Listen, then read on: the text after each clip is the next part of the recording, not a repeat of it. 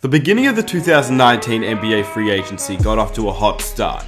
Kyrie Erving, Kevin Durant, DeAndre Jordan, all members of the Brooklyn Nets. But what is next for the Brooklyn Nets? Where do they go from here? I think no matter what, we can all agree. On paper, the Brooklyn Nets have been the winners so far. Not only have they signed superstars in Kevin Durant and Kyrie Erving, but DeAndre Jordan is a valuable guy to this team. Obviously, if you follow my channel, you know I have videos on why Kevin Durant and DeAndre Jordan are the best of friends. So I always knew that Kevin Durant and DeAndre Jordan were going to team up. The main part of that deal was actually DeAndre Jordan, who may actually help them land Kevin Durant, whilst immediate speculation was DeAndre would get waived by the Knicks. Jordan, after all, is close with Durant and served a similar role while with the Clippers in the summer of 2016. It was basically all announced an hour before NBA free agency officially opened on Sunday, thanks to Woj. But to put it into perspective, they signed a former MVP, arguably the greatest player in the league when healthy, in Kevin Durant. They also signed an all-star, a guy who was a past NBA champion and knows what it takes to win an NBA championship in Kyrie Erving. Plus, a former Defensive Player of the Year in DeAndre Jordan, who hasn't been the LA Clippers DeAndre Jordan, but has still been very, very solid. Which, let's be honest, it doesn't have to be a star player, it just has to be a solid contributor, and that's exactly what DeAndre Jordan will be in the Brooklyn Nets. And now with Brooklyn having an older veteran center like DeAndre Jordan and a young guy in Jarrett Allen, it gives the Brooklyn Nets a lot of options now, and it makes them one of the most interesting teams next season and for the future.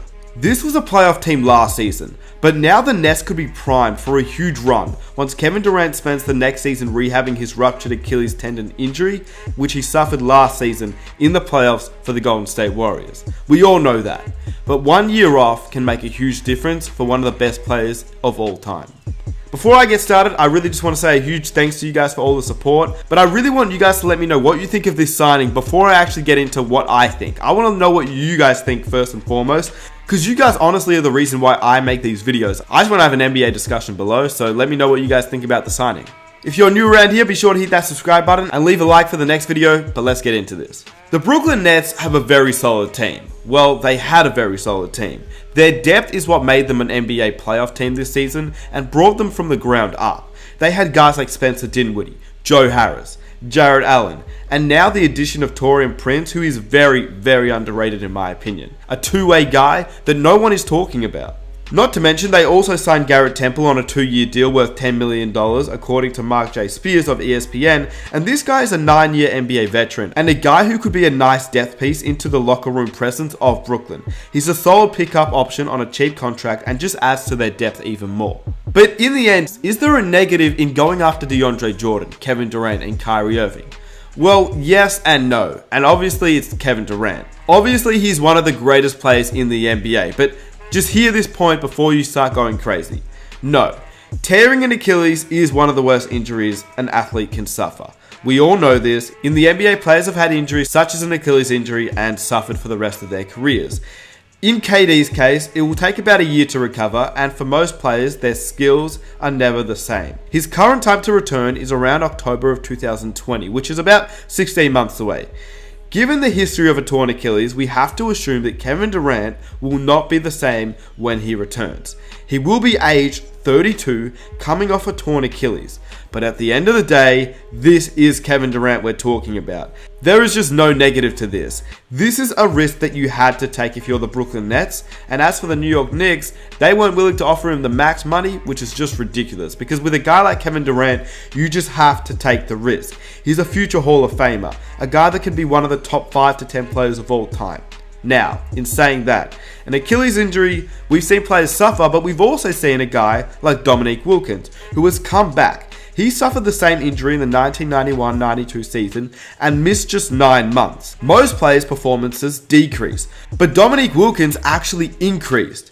He increased his scoring from 28 points to 30 points per game, and he then played 7 more seasons after the injury, made 2 All-Star teams. Durant is turning 31 in September, so he'll most likely not return until he turns 32 years old, which is still considered a basketball player's prime, which is around 27 to 32 years old. Dominique Wilkins tore his Achilles at 32 years old, and he was far more athletic than Kevin Durant, and KD's a much better shooter, so even if he can't be as athletic, he will still be one of the best shooters in the game because that's what he is even right now. So I'm so optimistic for Kevin Durant, and I'm so optimistic for the Brooklyn Nets. But in my opinion, that is the only risk that they would face.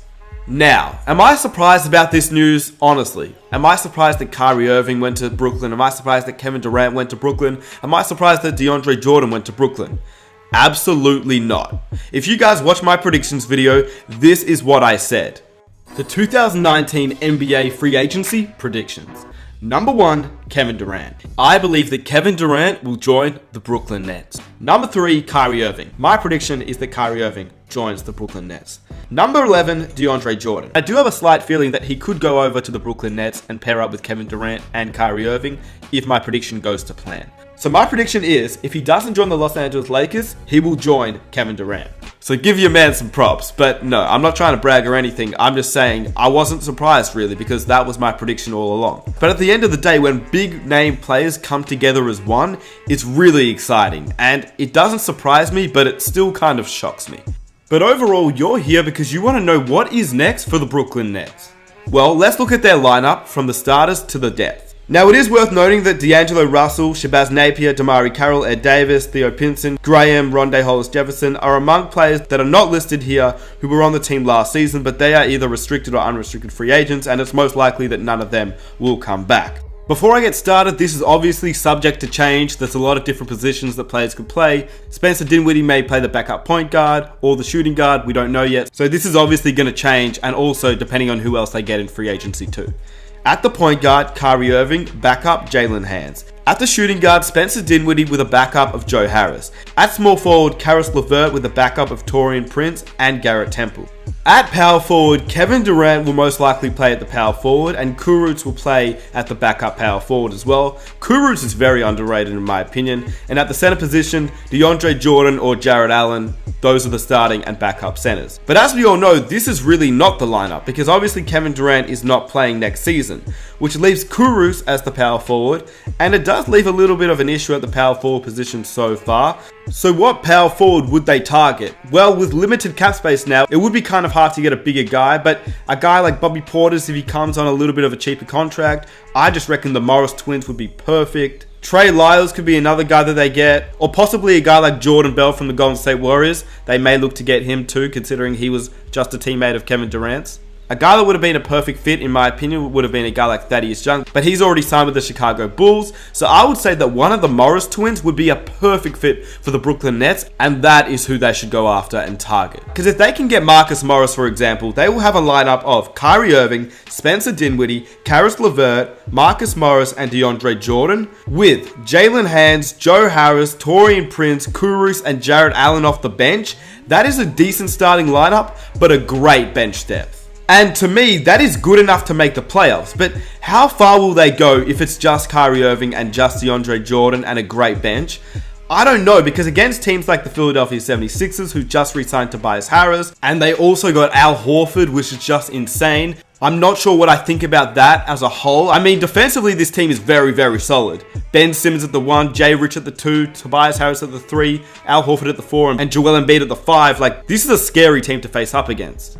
The Miami Heat also traded for Jimmy Butler, and they're in the Eastern Conference, and you pair up Jimmy Butler with Hassan Whiteside and the rest of their young core, and it doesn't seem that bad. Although it doesn't seem amazing, don't ever count out Pat Riley to make the Miami Heat an even better team next season. I will make a video on that. You guys know I'm a Miami Heat fan. I made a bold predictions video yesterday, and I said that Jimmy Butler would end up in Miami. So as a Heat fan, I'm pretty excited. But all I'm saying is the Eastern Conference is improving, so Brooklyn's run to the playoffs may not be as easy as people think without Kevin Durant. And against the Bucks, who have Giannis Antetokounmpo, the MVP, and will only continue to improve, they re-sign Middleton and Brook Lopez. Like, the Nets will be able to compete.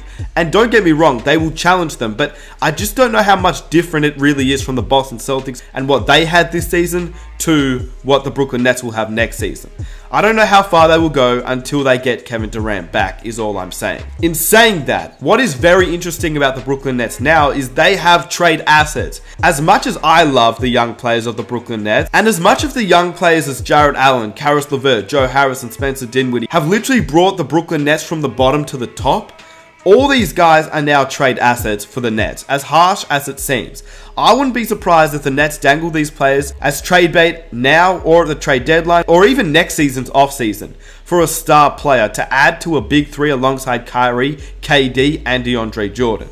This is a huge year, not necessarily for the Brooklyn Nets, but for the depth of this team to prove why the Nets should keep these guys and prove why the Nets shouldn't trade for another star player in the future.